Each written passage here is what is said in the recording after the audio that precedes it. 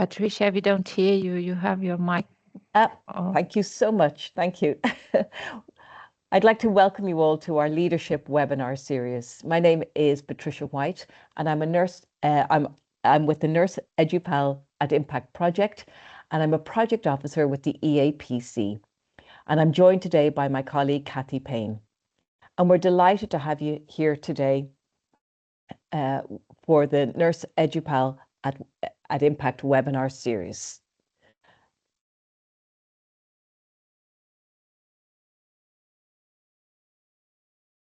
As you can see, on your teams, you can either increase the size of the text, and you can also change the text into different languages with the translate button. What we also have is that we'd like to welcome you today, that the webinar is being recorded, and that although we cannot see or hear you, we would really like to engage with you, and we would really like you to interact with us. And we will do that through the chat function. And we'd really like to see that you can use that. So we'll ask the first question of today, which is where in the world you're from, or if you'd like to share with us what your profession is. And we'll give you just a minute to share that with us in the chat.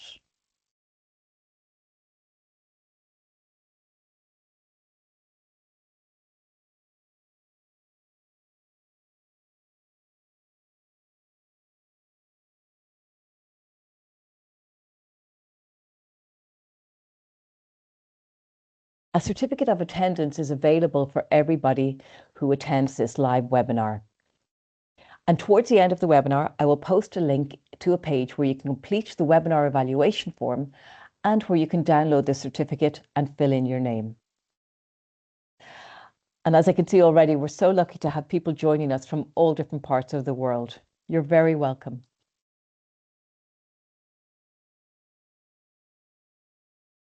All that's left for me now is to hand you over to our facilitator today, Mina Hooke, and to ask you to engage with us through the chat, and we hope that you enjoy the webinar. Thank you.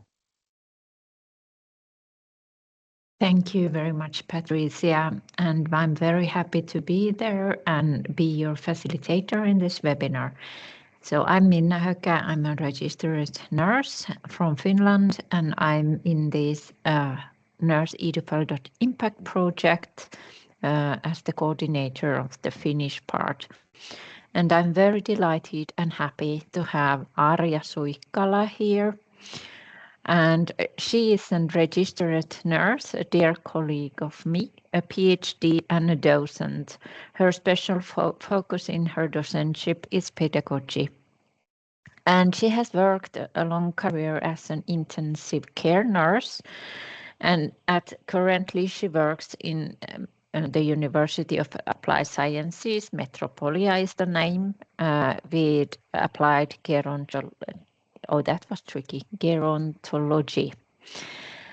And we have done together research about palliative care, especially related to palliative care competencies, and her own very dear research topic is student-patient relationship in clinical practice. So I really want to say welcome to you, Arja, and if you want to tell something more of yourself, you are very welcome. And I will give the floor for you and just start your presentation. Thank you, Minna, and warmly welcome to the webinar. It's a great pleasure to be here today, and now I try to share my slides. Let's see how I managed to do it. Not so easily. Oh, it didn't work as well as we practiced this void. So now I will actually share my screen. It would be easier because here's my I hope now you can see my screen. Can you see my screen? Not yet. Not yet. Oh, really? So, what happened? Now something's happening, and now Yes. we see it. And also your calendar and everything. Everything goes wrong now. Let's see. This is the Now it's presentation. perfect. Now it's okay. Yeah. Yeah. Okay, thank you. It's a pleasure to have you here today. And I'm truly honored to have some time and tell you about ethical reasoning and communication in palliative care. So, the purpose of my presentation now is to demonstrate structured ethical reasoning in palliative care or palliative nursing communication with an emphasis on identifying ethical issues, analyzing complex situations, and engaging in reflective decision-making to support ethically grounded professional practice. And ethical reasoning and communication, the aims of our today's topic is to understand the principles of ethical reasoning, be familiar with the 5 steps of ethical reasoning, and be able to apply ethical reasoning in palliative nursing communications in the future. So we today explore how to use this ethical reasoning in our daily communication as palliative nurses. And we will enter the presentations according to this content. And it includes recognizing and ethical issues, getting the facts about the situation, thinking about alternative ethical responses, evaluating alternatives from different points of view, and acting, then reflecting a decision. And reflective debriefing is always very important as well, because through reflective debriefing we always learn new things, and we can enter to new situations more prepared. So the 3 key decision points in communications in, for example, when we think about ethical situation or ethically demanding situations are should I speak or should I remain silent? Another is what should I say, or how should I say it? So these are quite typical questions to think about, and I think you always, when you are at that kind of situation, you might think these things in your mind before you speak, or if you remain silent. So usually the situations are so complex, so it might be helpful if you take a little time and then think how to enter in this situation. So ethical considerations are present in everyday communication, and I think every choice we make has an impact. And the concern, when we think about ethics and in palliative care, concerns what is good, what is right, or what is virtuous. And ethical considerations involve always recognizing who benefits or who may be harmed. There is always needs to think about this kind of issues. So every interaction might include ethical questions, and ethical reasoning guides how we speak, what we say, and how we say it. And therefore, ethical reasoning is very crucial in every relationship, in every communication situation where we are involved.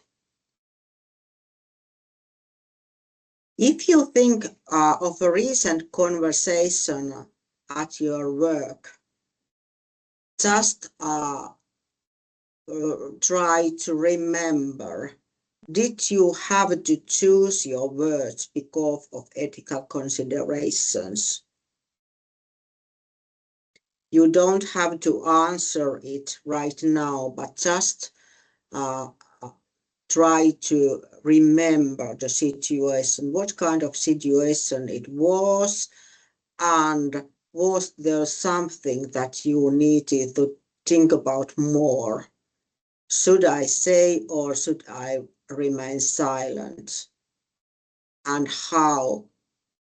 What kind of words should I choose?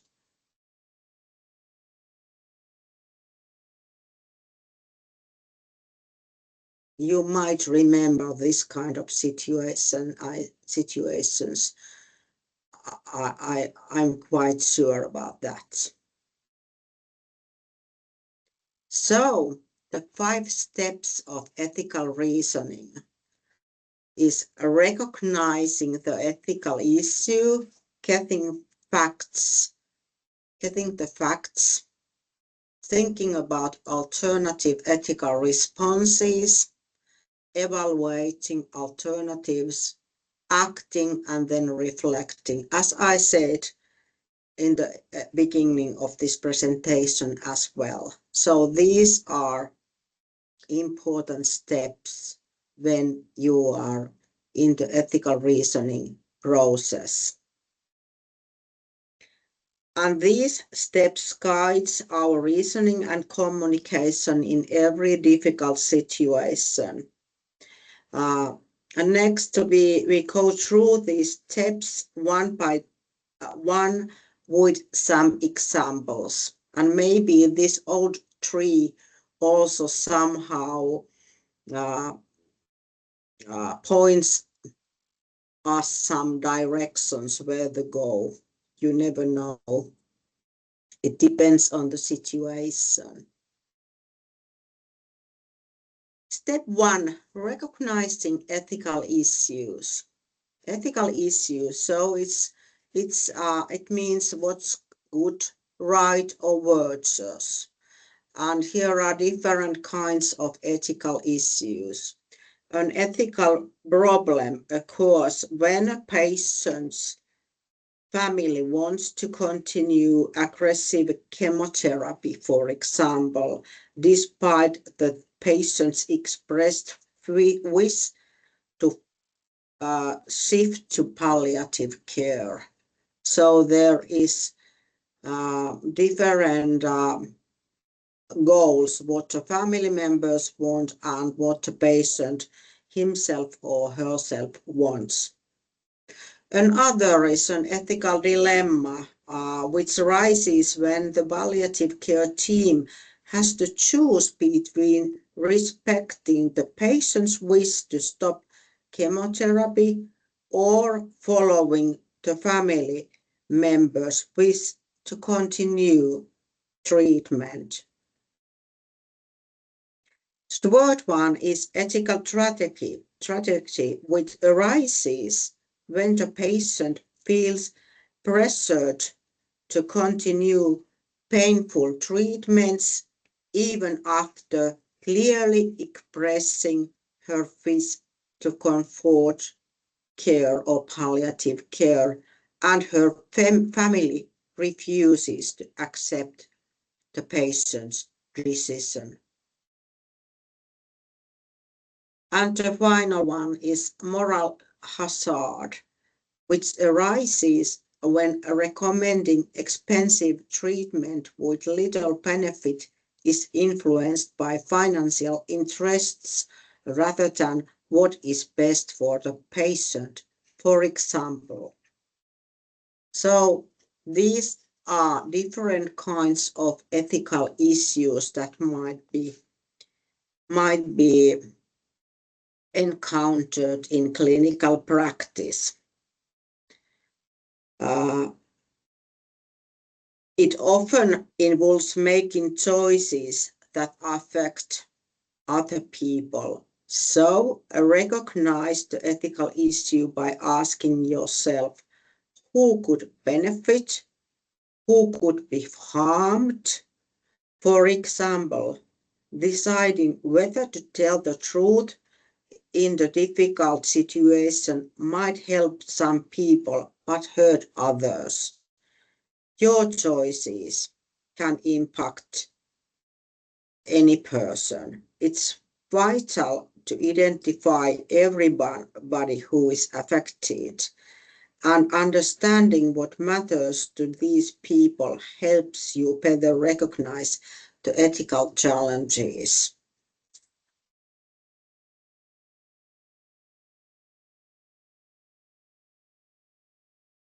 Here is an example about Maria, 62 years old lady. She has advanced renal cancer with metastasis. She is in significant pain and wishes to move to hospice care, emphasizing her desire to focus on comfort and quality of life in her remaining time. However, Maria's daughter prefers to continue aggressive treatments, hoping they might extend her mother's life. She justifies her stance with hope and love for her mother. So, this is a question for you. How do you see? Is this a moral hazard, an ethical problem, an ethical tragedy, or an ethical dilemma? Or maybe thus this example include more than just one option. You can choose and write your opinion on the chat if you want. And actually this is I think this is very common example, for example, based on our previous survey, international survey. This somehow reminds us there are different perspectives dependent on the patient or the family members. So which kind of ethical issue is this? Just be free and write your answer in the chat.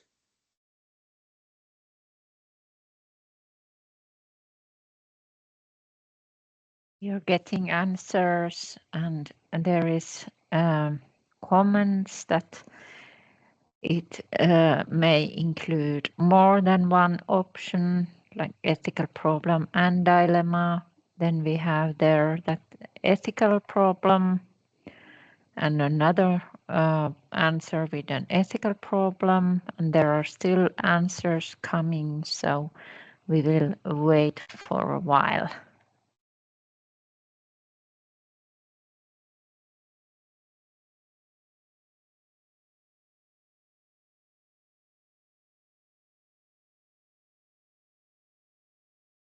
And then we got a comment from AI assistant helping, who didn't answer anything.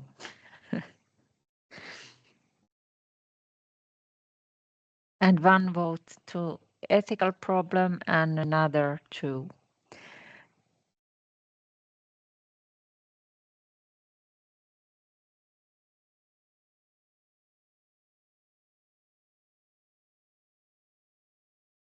Okay, do we still have answers there coming, or?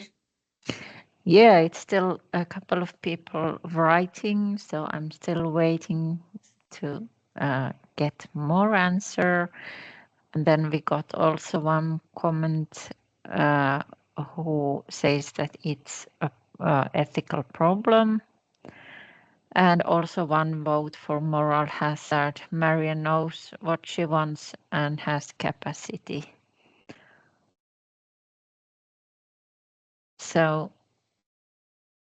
we have different angles. And also we got one other comment here, maybe also hazard if the patient continues aggressive treatment. So I think quite a typical ethical case with no one answer. So feel free to write more, but I think we will continue now. Okay, thank you.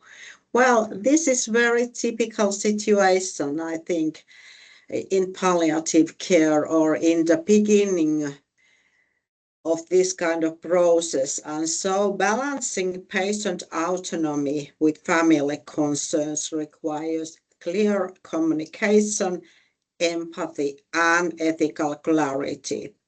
The healthcare team and nurses should support the daughter by providing honest information, acknowledging her emotions, and involving the daughter in the discussions. So, while prioritizing Maria's right to choose hospital care. So you need to balance between Maria's wishes as well, somehow balancing with a daughter's preferences and giving her support so that she gets more understanding what's best for her mother and so on.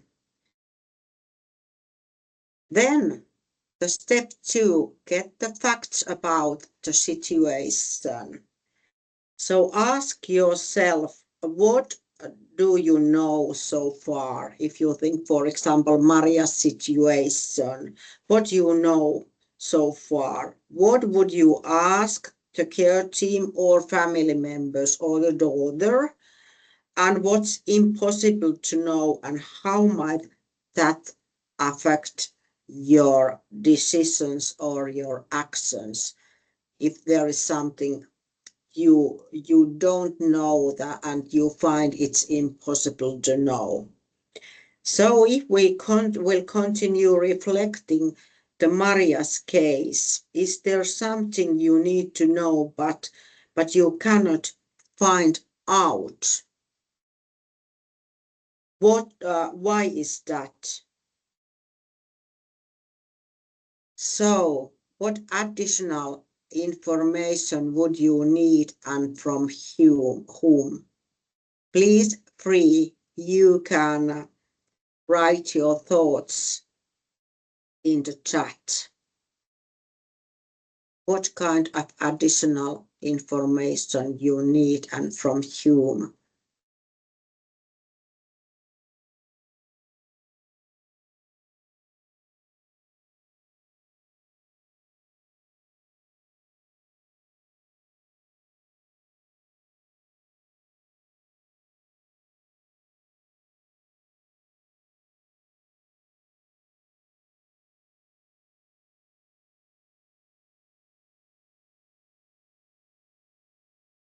I see that people is writing, so we are just waiting. I just say to Arja, because you don't see the chat. So here we got a comment that I would speak based on the patient's will, wishes. Maybe the whole family could meet and talk openly. And one comment that what does the daughter know about the situation? and family matters.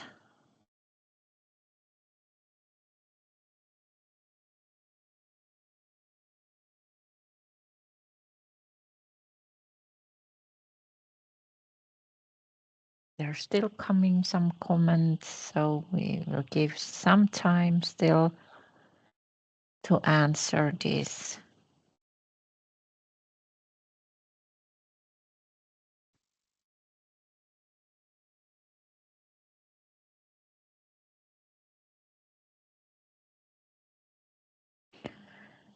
And what are Maria's wishes and why? What is really driving daughters want to continue the treatment?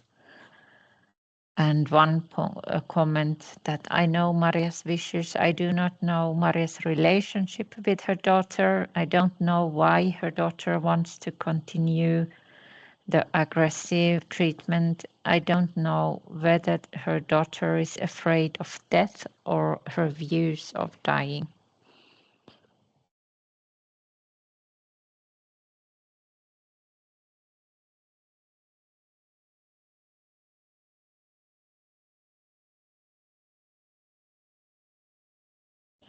And then there are comments that decisions should be made together by the family and give explanation about the side effects and mother's conditions. So just now feel free to comment more and we will come to the comments later on, but now I will give the screen again to Arja. No, thank you. Yeah. Well, these are very excellent points. Actually, ethical reasoning requires openness as well, sensitive and responsible listening, and even when dealing with things that cannot be known. So facts and what Maria as well as her daughter thinks and what kind of beliefs they have, we need somehow to find out, and our own perceptions, if we just trust on our own perceptions, they can be misleading. So that's why active listening and open communication is very important. Thank you for your answers. Very interesting points. And then step 3, think about alternative ethical responses. So creativity, empathy, and collaboration are crucial in this situation. It's not always a binary choice. Ethical practice means opening up to possibilities, and ethical reasoning involves considering possible communicative responses and their consequences. So Tompkins suggests asking the following question: what is the best possible outcome in this situation, and what communication responses could help you to achieve it? So in these situations, avoid either or thinking. Don't label things as only good or only bad, right or wrong, or ethical or unethical. Instead, it's more helpful to explore different options and look at the ethical issue from the perspectives of everybody involved in that situation.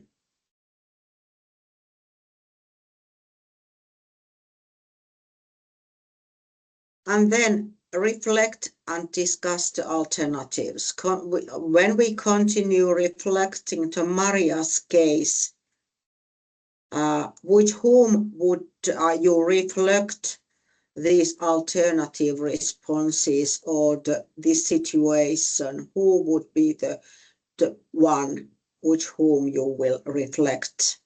So the daughter, the physician, trusted colleague, or the palliative care, or maybe some another person.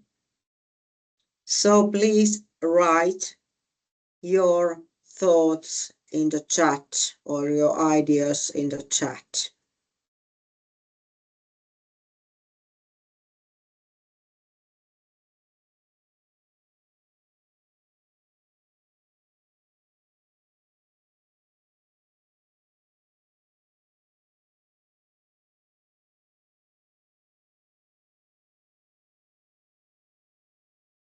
Charlotte raised the point that you need to know what values are at stake for everyone involved, especially for Maria and her daughter. So I assume she picked everyone. Oh, great.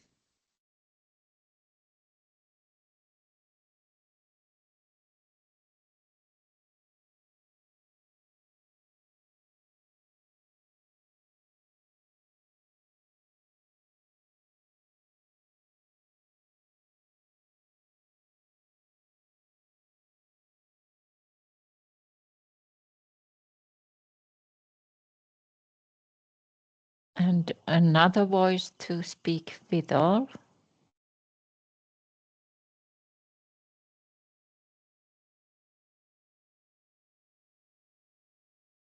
And also, Maja is saying that with all.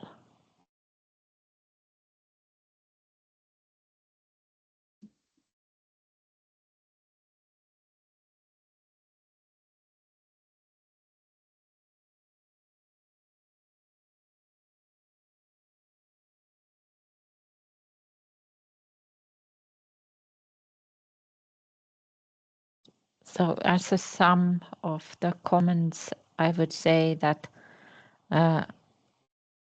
most voices got that you should discuss with all. And I was myself thinking that Maria was not one of the members with whom would you reflect. So I think she is the key person. So I would put her as number one. And also Minna-Lisa is raising that. Yes. So as a sum, I would say that all these listed and Maria included. Yeah. That's great. Thank you for your responses. And don't remember, it's very important because Maria is in the center of this situation. She's in main role. Well, when evaluating alternatives from other points of view, there are some rules. Actually, ethical evaluation is about fairness, empathy, and dignity, not just logic. So there are also several concepts and related questions for evaluating these alternatives. And for example, golden rule asks how you would feel or think if you were in the same situations and the roles were reversed. Then the platinum rules reminds us not to assume what others think without asking or listening to them. It's important to consider differences between you and others when making ethical decisions. And in any case, dignity means treating others with respect, whether they are like you or different from you. So when evaluating ethical alternatives in Maria's case, whose needs, desires, values, and preferences would you focus on? You can write your thoughts in the chat if you wish.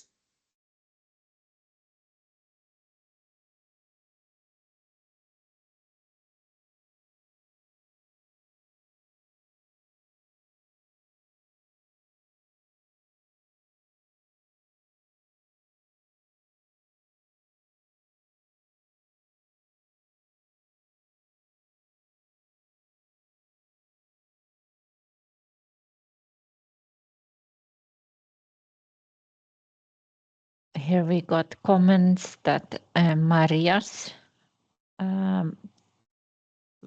needs, desires, values would be in the focus.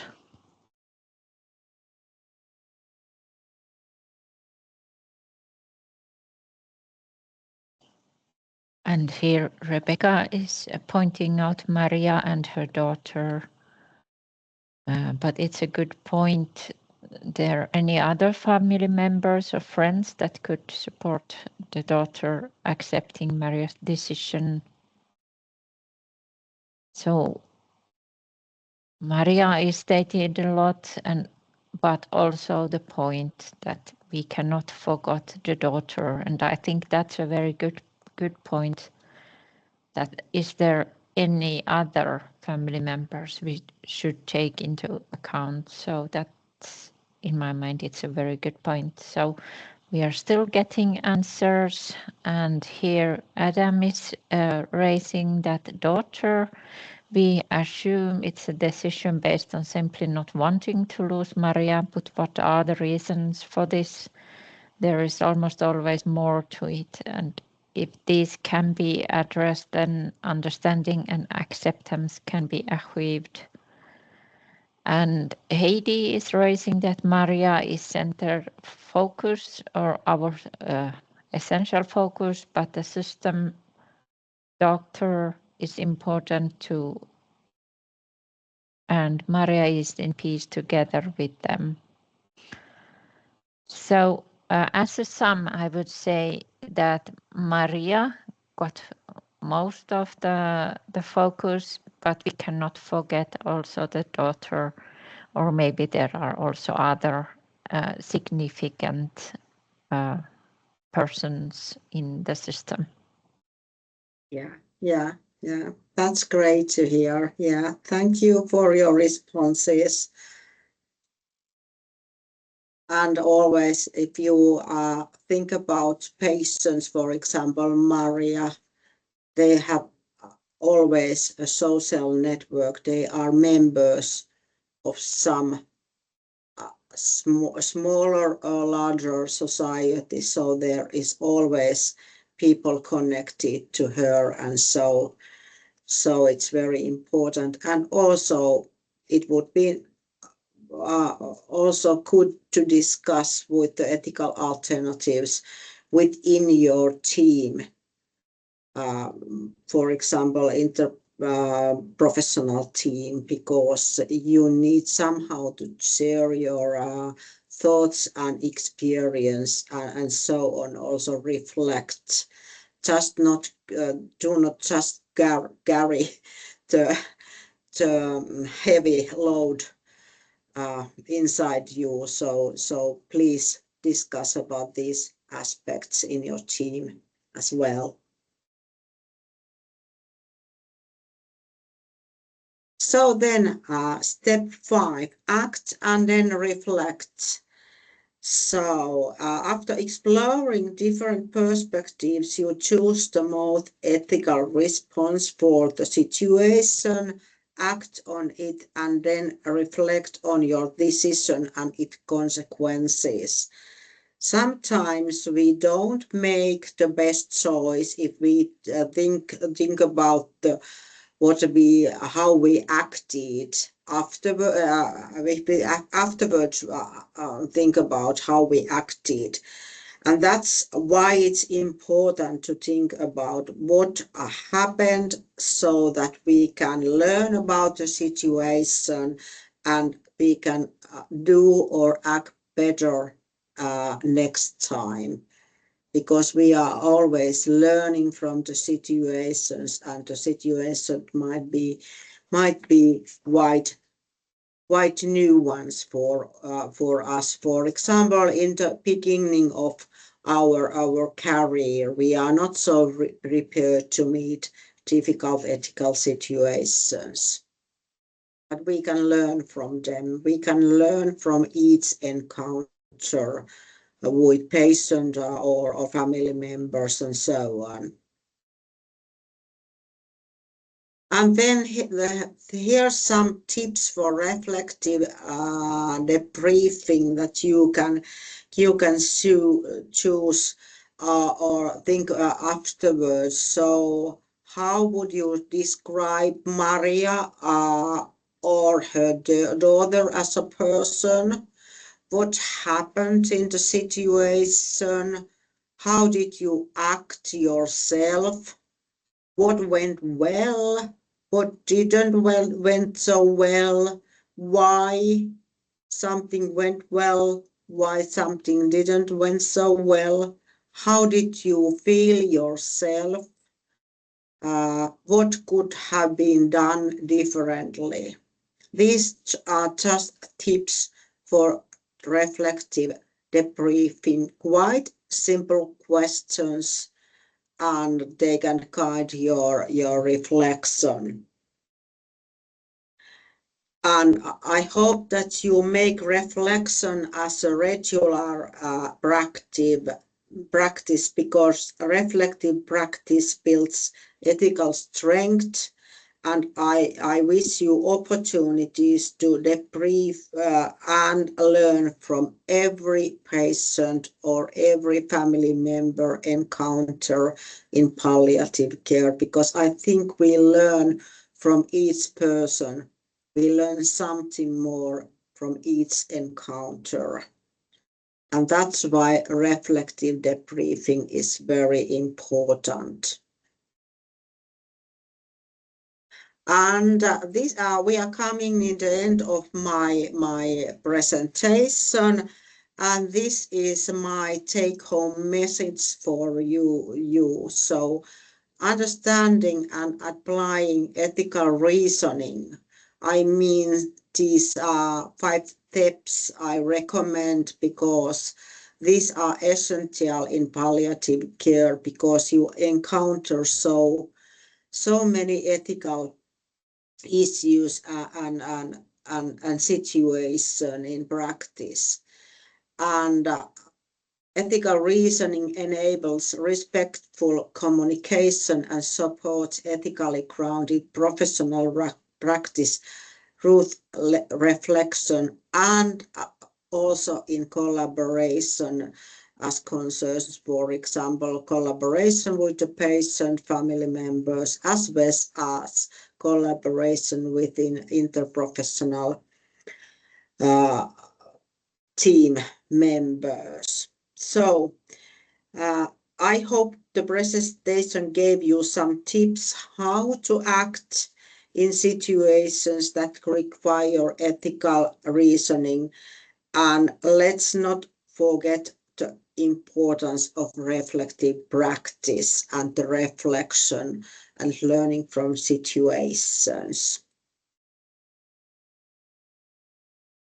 Here are some sources which might be useful for you if you are interested.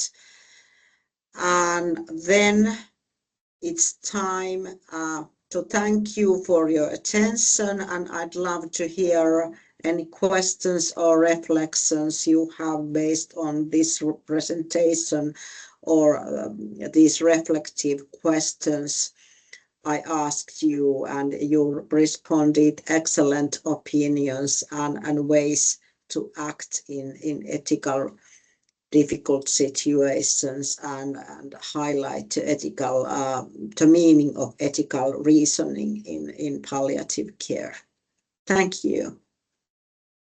Thank you very much, Arja. And I could ask you one question when we are waiting for people to ask a question or share the reflections. So you were speaking that it could be useful also to use this in your team. So would you have any thoughts or examples how to use this in a team? You mean with your colleagues? Yeah. I think open communication in any as concern any ethical issue is very important, and talk about with your colleagues, because I think open dialogue is important, and it requires safe environment, safe atmosphere. But because sharing these kind of things also teach you more about ethical reasoning and how to act with certain situation.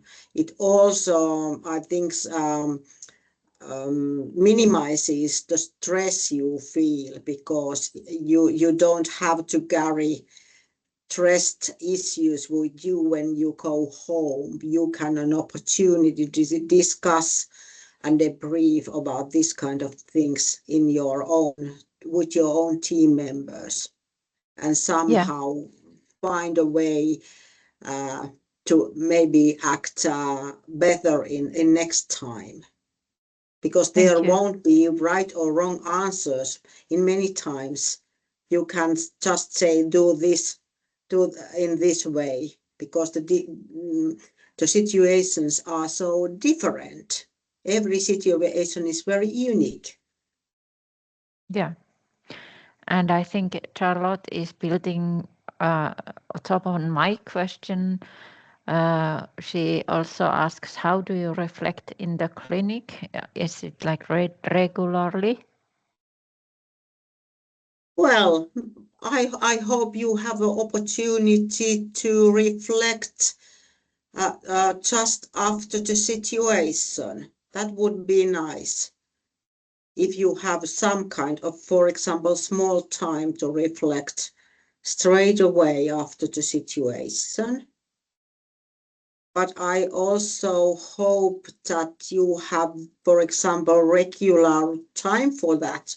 For example, once a week you have some kind of meeting, you can discuss about this kind of situations. But the reflections straight away after difficult situation would be the best one.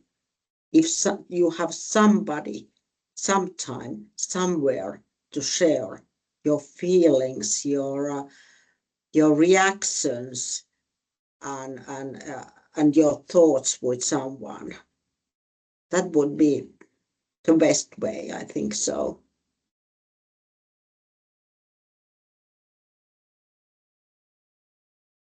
Thank you, Arja. And I see that the people are still writing in the chat. So Charlotte is sending a message that thank you. So she was the one who asked you. And then I see that Miina-Liisa is typing a message in the background. So let's give a couple of minutes to her to write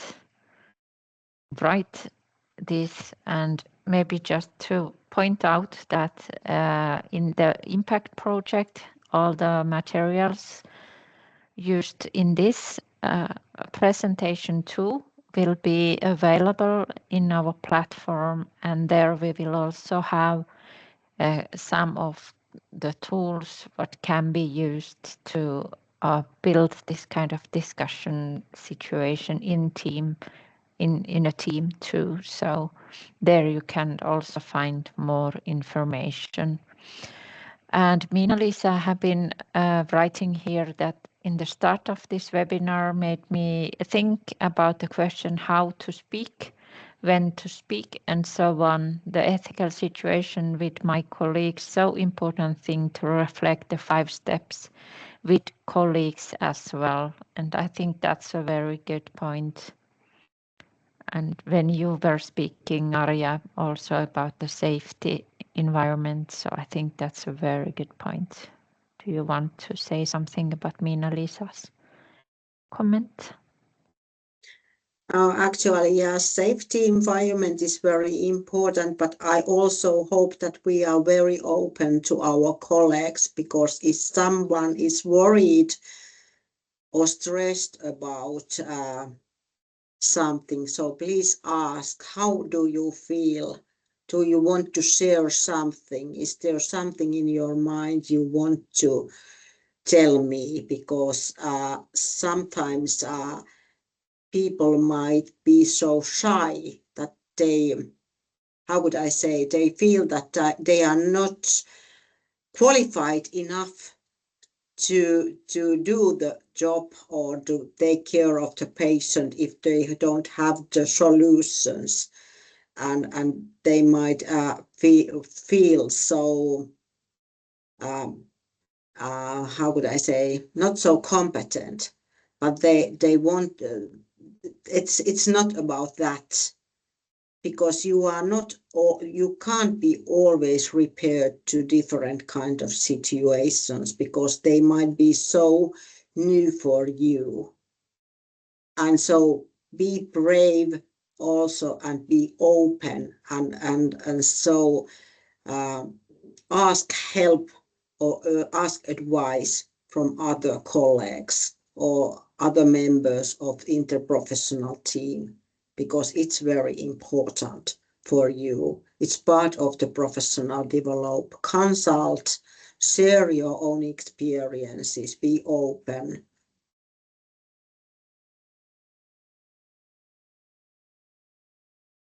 Thank you, Arja, very much.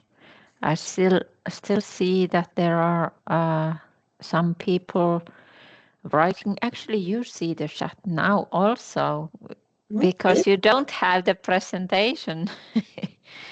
I was Arja's eyes, because I saw the chat when you were sharing the presentation, but actually you see all the comments yourself too now. So we will still give a couple of minutes for you to write. And as you already see, you are getting a lot of hearts and thank yous for the session.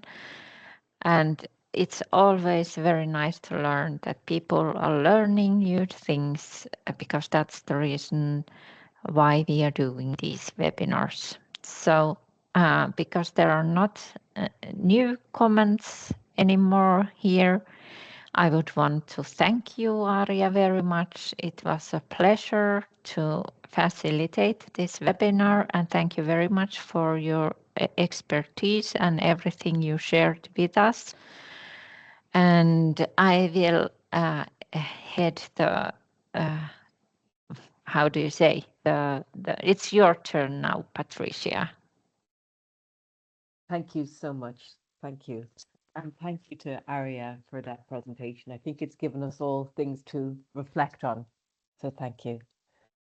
Just to finish up, I just wanted to remind you about the evaluation form that we have, and that all of these, the last 4 webinars are part of our moral ethical series of nursing leadership, which has come to a close today.